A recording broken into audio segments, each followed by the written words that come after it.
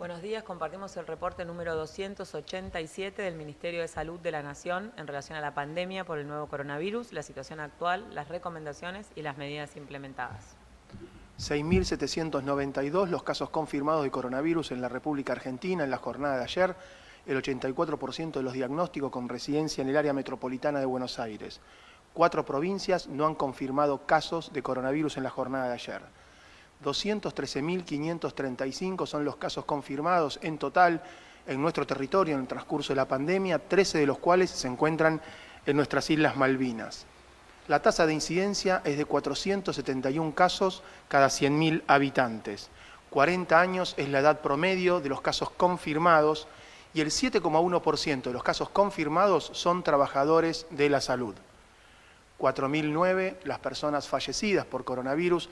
Hasta la fecha en el país la tasa de letalidad es del 1,9% y la tasa de mortalidad específica por coronavirus es de 88 personas por cada millón de habitantes. La mediana de la edad de los casos fallecidos es de 75 años.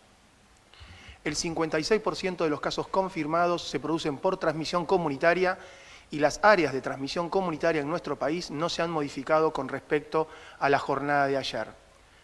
1.207 son los casos confirmados, las personas que se encuentran bajo cuidados de terapia intensiva en nuestro país, 81% de ellos en establecimientos de salud de la Ciudad Autónoma de Buenos Aires y la provincia de Buenos Aires. El porcentaje de ocupación de las camas en terapia intensiva por la patología COVID y por casos no COVID es del 56,6% a nivel nacional y el 66,4% a nivel del área metropolitana de Buenos Aires. Los recuperados en la fecha de ayer son 2.819 y alcanzan un valor total de 96.948. Representan el 45,4% del total de casos confirmados. Se han descartado 442.881 casos, el 99,8% a través de test de laboratorio, y se han realizado en total, en lo que va de la pandemia, 777.278 PCR. Los test del día efectuados ayer son 16.532 y la cantidad de test por millón de habitantes en el país es de 17.129. El porcentaje de positividad promedio del total de test realizados actualmente es del 32,58%. A nivel internacional observamos 18.142.000 casos confirmados, 219.800 en la jornada de ayer. América como continente representa el 53,7% del total de casos, con un valor absoluto de 9.741.000 personas afectadas por coronavirus en nuestro continente. 111.129 fueron diagnosticados en la jornada de ayer. Argentina a nivel continental representa el 2,1% de los casos confirmados, Brasil el 28,1% y Estados Unidos el 47,7%. La cantidad de fallecidos a nivel global por coronavirus es de 691.000 personas y a nivel americano 365.334 personas, con una tasa de letalidad global del 3,8% y a nivel americano del 3,7%. Cuando analizamos los nuevos casos en el día de ayer, 6.792, vemos que el 84% corresponde al AMBA y están aportando un número importante de casos diferentes provincias. El 3,9% es Jujuy, con 269 casos confirmados, reportados en el día de ayer. Río Negro 2,9, 197 casos. Córdoba 2,2, 147 casos. Y la provincia de Mendoza el 1,5% del total de los nuevos casos confirmados en el día de ayer, 106 casos. Fíjense que de los 6.792, 1.085 no corresponden a AMBA, esa proporción de nuevos casos que tenía la mayor relevancia o predominancia el AMBA, en este momento se está viendo un aumento del número de casos en forma sostenida, que ya dejan de ser brotes por conglomerados en el resto del país. Lo mismo sucede con la ocupación de las camas de terapia intensiva. en relación a las personas que tienen SARS-CoV-2 confirmado, es a 1.207, el 81% corresponde al AMBA, 3.5% corresponde a Mendoza, son 42 personas que están internadas en unidad de terapia intensiva, Río Negro tiene 42 personas, es el 3.5%, Jujuy tiene 30 personas internadas en unidad de terapia intensiva, es el 2.5%. Y ese porcentaje de positividad promedio desde el inicio de la pandemia de 32.58, en el día de ayer fue 47.6, en Cava 45, en la región metropolitana de la provincia de Buenos Aires 52.5, en el resto del país 40.3, a expensas de Jujuy, que tiene 47.4, Mendoza 41.7, Salta 43% y Santa Cruz 72%. Estamos trabajando fuertemente con las jurisdicciones para fortalecer todas las estrategias de detección y control de la transmisión viral. En relación al resto de los datos epidemiológicos, no tenemos provincias que no han confirmado casos en los últimos 14 días, solamente 4 provincias en el día de ayer no confirmaron casos y la letalidad sigue en el 1.9%, se mantiene estable entre el 1.8 y 1.9%. Es muy importante comentar que en el día de ayer el ministro de Salud convocó a los ministros de Salud de las provincias para trabajar fuertemente en esta situación epidemiológica, para transmitir el espíritu y compartir las reflexiones en relación a esta recomendación de restringir las reuniones sociales en todo el país, independientemente si están en DISPO o en ASPO, justamente por esta situación que se está describiendo y que se está observando a nivel nacional en relación al aumento sostenido de casos allí donde no había y no se controlaron los brotes por conglomerado y allí donde no hay casos, transmitirles nuevamente y fuertemente que las reuniones sociales son la principal causa y que si hay un ingreso de una persona con coronavirus, con SARS-CoV-2, en una situación de DISPO, de distanciamiento social preventivo y obligatorio, con una actividad importante desde el punto de vista productivo, comercial y económico y social, y no se cumplen las recomendaciones, la posibilidad de experimentar lo que están experimentando otras provincias es grande. Por eso, con mucha claridad, expresamos cuál es el motivo, el fundamento de esta recomendación con el objeto de allí donde no hay casos prevenir la posibilidad de tener brotes. En ese sentido se compartió con los ministros y las ministras de todo el país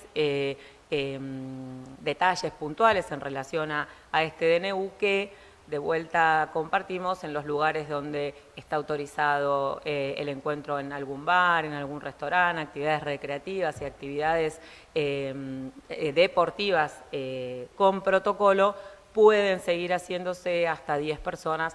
Es solamente en los domicilios y en ámbitos privados y cerrados la recomendación, simplemente porque es el lugar donde es más difícil y es inclusive instintivo ese acercamiento, es más difícil cumplir con las recomendaciones y es por eso que se evidencia esta situación. Volvemos a recordar también la mediana de edad de infección 40 años, personas activas que están saliendo a realizar actividades esenciales, mediana de muerte 75 años, personas que tienen más riesgo de tener complicaciones y fallecer. Extrememos los cuidados, quienes salimos a realizar actividades, cuidemos a las personas que tienen más riesgo con esas medidas de distanciamiento social, de lavado de manos, esos 2 metros son fundamentales, el tapaboca, y a las personas que integran algún grupo que tiene mayor riesgo, también extremar los cuidados y estar muy atentos y atentas a no minimizar esa situación. En el día de hoy también vamos a compartir el trabajo que se hace en el Ministerio de Salud de la Nación a través de el Comité de Ética y Derechos Humanos COVID-19 que está trabajando desde el principio de esta situación y tiene ya trabajos y recomendaciones. Muchas gracias, doctor Maglio. Muchas gracias, secretaria. Nosotros brevemente voy a comentar 2 documentos que se presentaron justamente al Ministerio relacionados con el trabajo del Comité de Ética y Derechos Humanos. El primer documento, que pronto van a estar disponibles a través del sitio web del Ministerio, el primer documento tiene que ver con acercar al Ministerio recomendaciones generales y acercar algunos principios que creemos que son orientadores de cualquier política pública. Estos principios se vinculan con el respeto por la dignidad personal, por la promoción de la solidaridad, la cooperación social y la equidad. Se alienta también a que cualquier estrategia esté anclada también en términos de transparencia, que promueva la confianza pública y que básicamente, como decía la secretaria, tiendan que promover la ética de la responsabilidad individual y colectiva justamente para mitigar las consecuencias de la pandemia. También se han abordado distintos conflictos que se presentan en el transcurso de la pandemia. Uno de ellos tiene que ver con lo que se ha denominado la infodemia y el derecho a la información. Nosotros creemos que aquí es clave que los comunicadores estén debidamente capacitados, que se chequeen siempre las fuentes de la información y también que se observe muchas veces la presencia de conflictos de interés detrás de estas falsas noticias o fake news. También otro de los conflictos que se suelen presentar están vinculados al uso de datos sensibles, de datos de salud, en los dispositivos digitales o en las aplicaciones que se utilizan para el seguimiento estrecho de contactos o para estrategias de salud pública vinculadas a la contención, y allí proponemos medidas de seguridad y de resguardo de la privacidad de esos datos sensibles.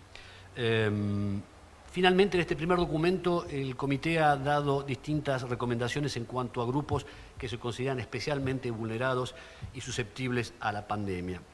En primer lugar, también lo que se promueve es la necesaria priorización también de atención de situaciones de salud que no deben estar veladas por la priorización de la pandemia.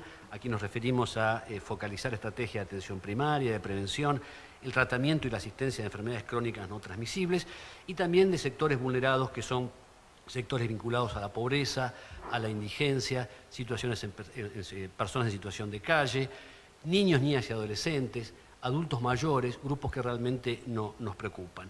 Y una de las preocupaciones centrales también está referida a los trabajadores de la salud. Y esto lo digo a título personal. Yo ya he visto y ya dejamos de escuchar las cacerolas y los timbres y los aplausos a las 9 de la noche. Yo entiendo que aquí pudo haber un cansancio, pero imagínense ustedes si nos cansamos de aplaudir lo que deben sentir miles y miles de trabajadoras y trabajadores de la salud que siguen poniendo el pecho día a día, que siguen exponiendo su integridad y asumiendo los riesgos del trabajo. Por eso pensamos que es absolutamente imprescindible el reconocimiento del trabajo de miles de trabajadoras y trabajadores de la salud. Finalmente, el segundo documento es un documento largamente esperado por muchas instituciones de salud, por muchos trabajadores de la salud y por muchas asociaciones científicas, que tiene que ver con el establecimiento de criterios de asignación para recursos escasos en el caso en que la demanda exceda, que exista sobresaturación de los sistemas de salud. Esperemos que esto no ocurra, pero también pensamos que es importante que el Ministerio pueda contar con estas herramientas para que no se tomen decisiones en soledad, en un marco de improvisación, en un marco de anomia y de incontinencia institucional.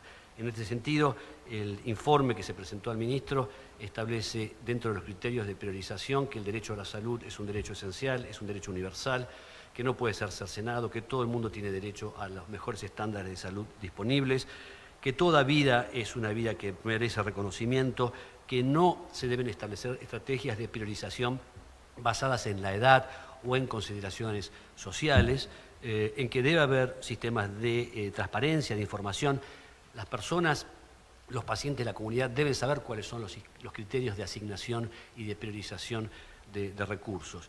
En este sentido, se establecen y se recomiendan también distintas etapas de priorización en la atención. Se estimula el funcionamiento coordinado y armónico en un sistema nacional integrado de acceso a unidades de cuidados intensivos y también finalmente se establece la necesidad de que un grupo de profesionales, líderes, sean los que tomen la decisión. Estos se denominan equipos de asignación o equipos de triage, independientemente de las personas que asisten a los pacientes. También se promueve la participación de los comités de ética o los comités de bioética institucionales u hospitalarios. Este es un rol esencial. Y finalmente, algo también que preocupa mucho, que es la forma en que las personas lamentablemente están muriendo. Tenemos mucha cantidad de pacientes, como se ha establecido recién ahora, que están falleciendo, y hay una cuestión ética central, que es que tenemos que evitar muertes que se provocan en soledad. En este sentido, nosotros promovemos la posibilidad de armonizar criterios de bioseguridad, de control de infecciones, con la necesidad de que la gente no se muera sola.